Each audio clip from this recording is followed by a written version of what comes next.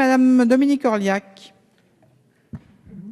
Merci Madame la Présidente. J'aimerais rappeler quand même que ce texte, ce n'est pas véritablement un marqueur de droite, parce que si j'ai bon souvenir, cette expérimentation au départ avait été proposée par la précédente ministre de la Santé, Roselyne Bachelot-Narquin, et elle avait été d'ailleurs à l'époque soutenue par tous les membres du groupe SRC dont je faisais partie, je m'en souviens particulièrement, mais c'est vrai que vous avez souvent, vous nous montrez souvent, vous avez l'occasion de nous montrer que souvent vous changez d'avis. Je me souviens quand j'avais été rapporteur sur l'autorisation de la recherche sur les cellules souches embryonnaires, vous étiez d'accord, mais entre-temps vous aviez changé d'avis et vous étiez totalement contre. Alors aujourd'hui, ce qu'on cherche à faire, c'est une expérimentation pour les plus faibles, ceux qui sont totalement en dehors du système de soins, qui de toute façon n'iront pas dans les centres d'accueil et d'accompagnement à la réduction pour les usagers de drogue.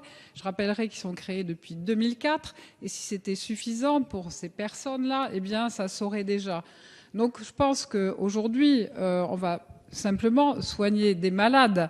Ne me dites pas qu'on ne soigne pas des malades parce qu'ils sont délinquants.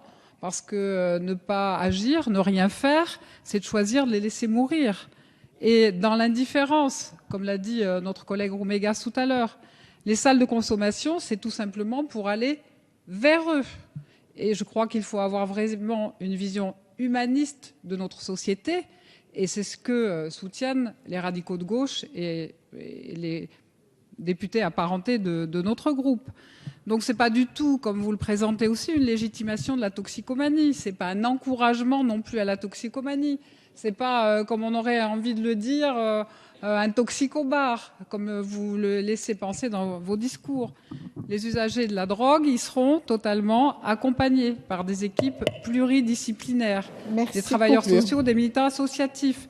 Donc je voulais dire que pour les expériences qui ont été menées à l'étranger, les résultats sont significativement encourageants.